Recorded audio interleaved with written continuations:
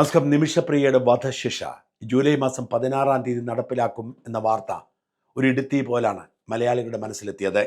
നിമിഷപ്രിയയെ രക്ഷിച്ചെടുക്കാനുള്ള പരിശ്രമങ്ങൾ നിമിഷപ്രിയ ആക്ഷൻ കമ്മിറ്റിയുടെ നേതൃത്വത്തിൽ നടന്നു വരുന്നതിനിടയിലാണ് എല്ലാ ശ്രമങ്ങളും ഇല്ലാതായെന്നും നിമിഷപ്രിയയ്ക്ക് ഇനി ഒരാഴ്ച മാത്രമേ ജീവൻ ബാക്കിയുള്ളൂ എന്നുമുള്ള വാർത്ത പുറത്തു വരുന്നത്. നിമിഷപ്രിയയെ രക്ഷിച്ചെടുക്കുന്നതിന് യമൻ കേന്ദ്രീകരിച്ച് പ്രവർത്തിക്കുന്ന തമിഴ്നാട്ടുകാരനായ സാമുവൽ ജോർജ് അവസാന പരിശ്രമം എന്ന നിലയിൽ കൊല്ലപ്പെട്ട തലാലിൻ്റെ കുടുംബവുമായി ആശയ സംവാദം നടത്തിവരുന്നു.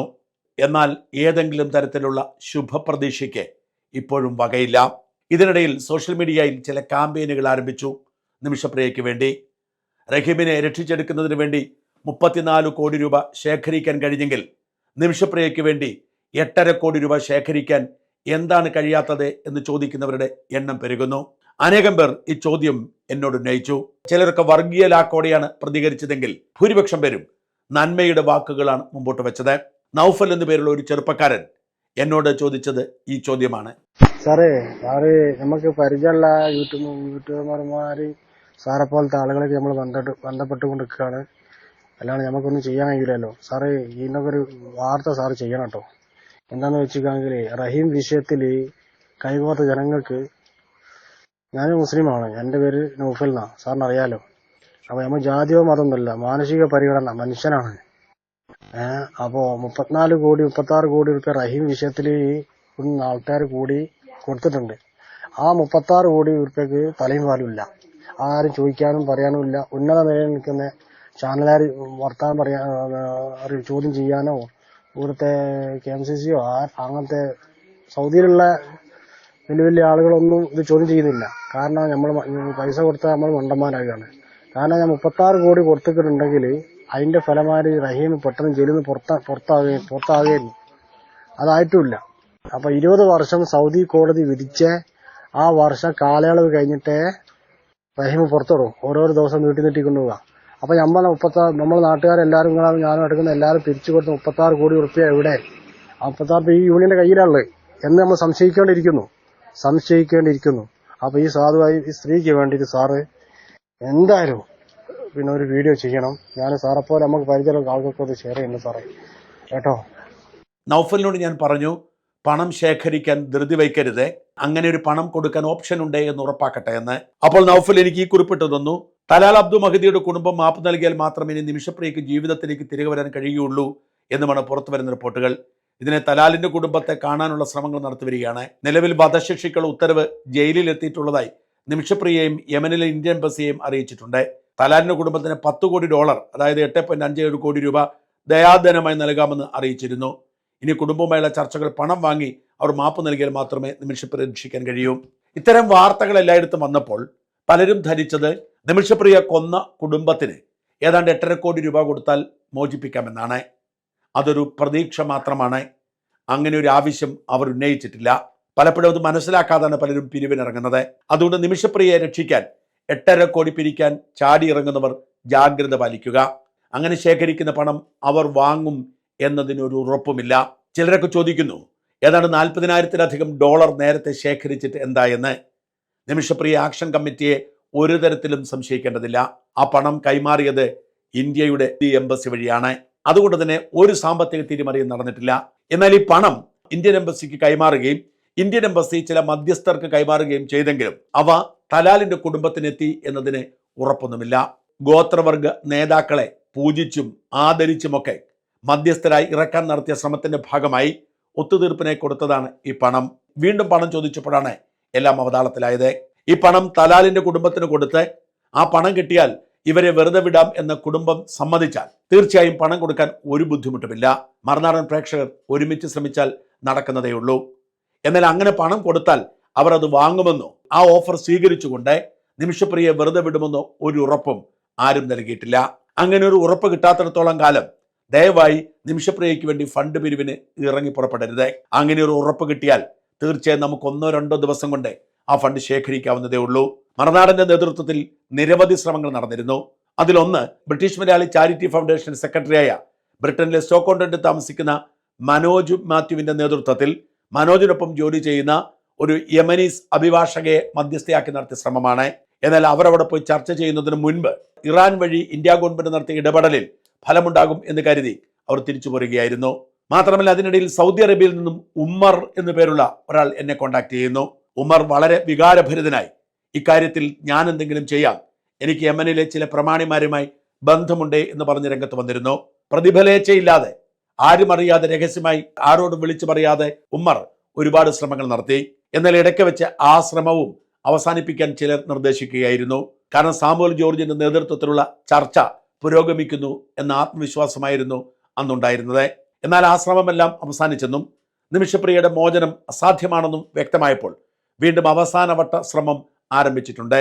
$1 മില്യൺ അമേരിക്കൻ കൊടുത്താൽ വീട്ടുകാർ സമ്മതിക്കും എന്നുറപ്പാണെങ്കിൽ അത് വേഗത്തിൽ കണ്ടുപിടിക്കാൻ കഴിയും. എന്നാൽ വീട്ടുകാർ അതിന് വഴങ്ങുമോ എന്ന് ഇതുവരെ ഉറപ്പായിട്ടില്ല. തലാലിന്റെ കുടുംബത്തിന് സാമ്പത്തിക ആവശ്യം ഇല്ല എന്ന റിപ്പോർട്ടുകളാണ് പുറത്തു വരുന്നത്. എന്തായാലും കഴിഞ്ഞ ദിവസം ഉമ്മറുമായി ബന്ധപ്പെട്ടപ്പോൾ അദ്ദേഹം പറഞ്ഞത് ഒട്ടും ആശങ്കപ്പെടേണ്ട, അള്ളാഹുവിന് നിരക്കാത്തതായി ഒന്നും ചെയ്യില്ലെന്നാണ്. പണമല്ല വലുത്, അള്ളാഹുവിനുള്ള നന്മയാണ്, അതിനുള്ള പരിശ്രമം നടത്താം എന്ന് ഉമ്മർ പറഞ്ഞ വാക്കുകൾ കേൾക്കുക. നിങ്ങൾ പേടിക്കണ്ട, നിങ്ങൾ പ്രാർത്ഥിക്കും. ഇത് ഇതിന്റെ ഇടയിൽ കുറച്ചു മുമ്പൊന്ന് പറഞ്ഞല്ലോ എന്താ ഇങ്ങനെ ചെയ്യണമെന്നുള്ളത്. ഞാൻ ഈ വിവരം അറിഞ്ഞേക്കാൻ ഞാൻ ഇന്നലല്ല മിന്നാൻ തന്നെ ഞാൻ ഈ വിവരം അറിഞ്ഞിട്ടുണ്ട്. ഈ വിവരം അറിഞ്ഞേക്കന്നെ ഞാൻ എന്ത് ചെയ്തിട്ടുണ്ടെന്നറിയോ, അവരത് പോയ ആബു ഷയ്യൂല എന്ന് പറയും. ഇവരുടെ ആളുകളുണ്ടല്ലോ, ഇവർക്ക് പൈസ വേണ്ട ആവശ്യം വരുമ്പോ ഇവരെന്ത് ചെയ്യണമെന്ന് അറിയണം. ഇതിന്റെ ഏജന്റുമാരാണ് ഇതിന്റെ ഒക്കെ ഓരോ കളി കളിക്കുന്നത്. നിങ്ങൾ അവൾക്ക് ഒന്നും സംഭവിക്കില്ല. പടച്ചവന്റെ വേണ്ട കൊണ്ട് തൗഫീഖ് കൊണ്ട് അനുഗ്രഹം കൊണ്ട് സഹോദര, ഞാൻ നിങ്ങൾക്ക് എന്റെ നെഞ്ചിൽ കൈവച്ച് പറയുന്നു, ആ സഹോദരി ചെയ്ത എന്ത് കുറ്റുണ്ടെങ്കിലും അതിനെ ന്യായീകരിക്കാൻ ഞാനില്ല. തെറ്റ് തന്നെയാണ്. പക്ഷേ അവർക്ക് അത് മാപ്പ് പടച്ചതമ്പരാൻ കൊടുത്ത് അവളിവിടെ ഇറങ്ങാനുള്ള ഒരു സൗകര്യം ഉണ്ടാവട്ടെ. അവളെ പോയി കാണാനും, ഞാൻ അവളുടെ നാട്ടുകാരത്തിയാണ്, പിന്നെ പാലക്കാട് ജില്ലയാണ്. നിങ്ങൾക്കറിയാം, എന്റെ പ്രാർത്ഥന ഉണ്ട് അവളതിൽ നിന്ന് രക്ഷപ്പെടും. ഒന്നും സംഭവിക്കൂല. അവരെ ഈ പറഞ്ഞ ഡേറ്റിന് ഒന്നും ചെയ്യില്ല. നിങ്ങൾ ബേജാറാകണ്ട. അവരിതൊക്കെ ഇതിന്റെ ഏജന്റിന്റെ പരിപാടികളാണ് ഇതൊക്കെ. അവിടെ ഒന്നും സംഭവിക്കൂല. ഇവർക്ക് പൈസ കൊടുക്കും വേണ്ട നിങ്ങളെ. ഇനി ഇതിന് എന്തെങ്കിലും ചെയ്യുന്നും പറഞ്ഞാണ്ട് ഒന്നും സംഭവിക്കൂല. പ്രാർത്ഥിക്കുക. എന്റെ വളരെ വിഷമത്തോടുകൂടെ ഹൃദയം തൊട്ടില്ല ഒന്ന്. രണ്ടാമത് എന്റെ ബ്ലഡ് അത്രത്തോളം പിന്നെ ചൂടും തണുപ്പുമായി കൊണ്ടാണ് നിങ്ങളോട് ഞാൻ പറയുന്നത്. ഏതെങ്കിലും ഒരു ഇതിലുണ്ടെങ്കിൽ ഞാൻ ആ യമനിൽ പോകാനും കൂടി തയ്യാറായിരുന്നു. യമനിൽ പോയിട്ടുണ്ടെങ്കിൽ നമ്മുടെ ഒരു എംബസിനെ ഞാൻ സഹകരിക്കൂല. അതിന്റെ ഇടയിലുള്ള ഒരാളെയും നേരിട്ട് ആ കുടുംബത്തിന്റെ എത്താൻ ഇന്ന് യമനിൽ ഞാൻ പോയി ഇറങ്ങിയിട്ടുണ്ടെങ്കിൽ എനിക്ക് സാധിച്ചിരുന്നു. ഞാൻ ഒരാളെയും വിളിക്കൂല. കാരണം എന്തായി പറയണമെന്നറിയാം, ഒക്കെ കള്ളന്മാരാണ്. ഒക്കെ വെട്ടിത്തിന്നാനും ഇരിക്കാനും മാറില്ലതിനുമാണ്. പിന്നെ നമ്മുടെ എംബസികളും കാര്യങ്ങളും ഒക്കെ നിങ്ങൾക്ക് അറിയില്ലേ ഓരോരുത്തരും എന്തിനാണ്.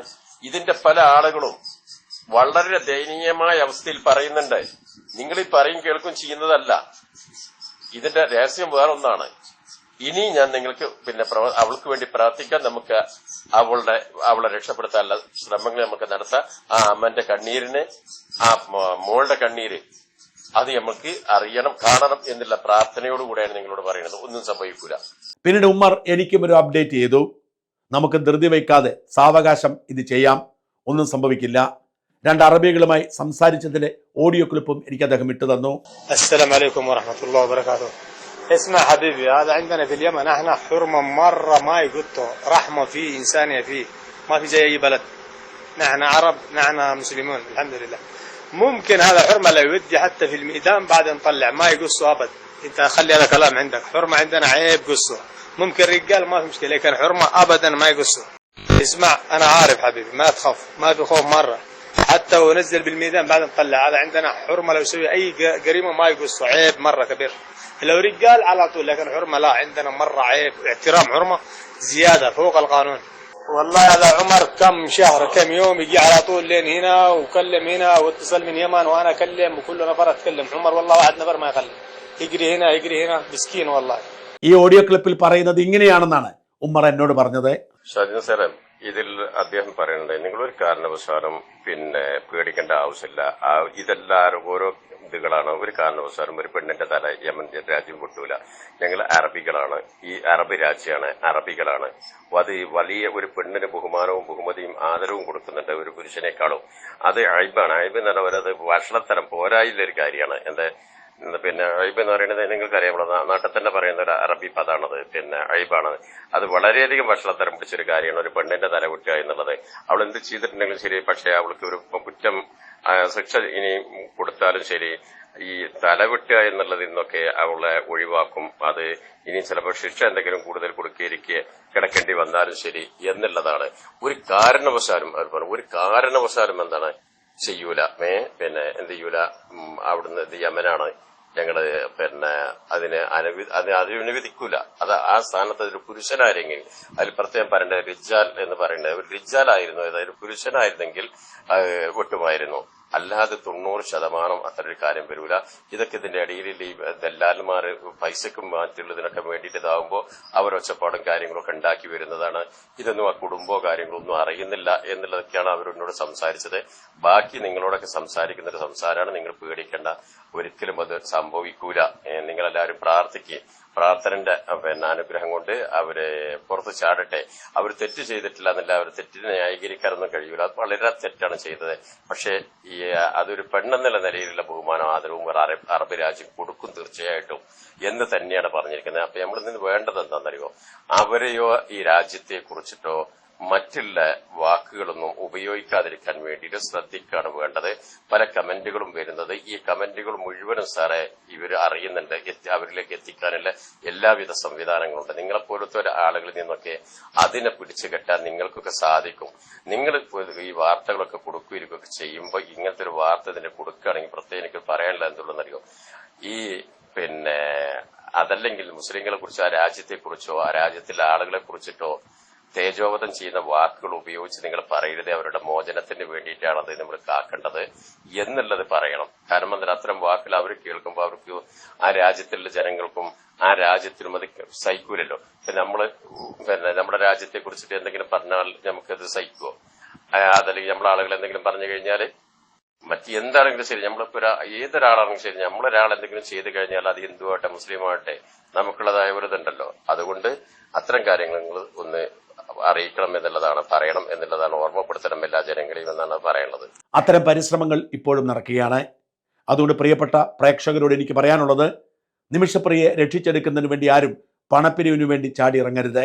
അങ്ങനെ ഒരു സാഹചര്യം ഉണ്ടായാൽ ആവശ്യമെങ്കിൽ അത് പ്രേക്ഷകരെ ഞങ്ങൾ അറിയിക്കുന്നതായിരിക്കും.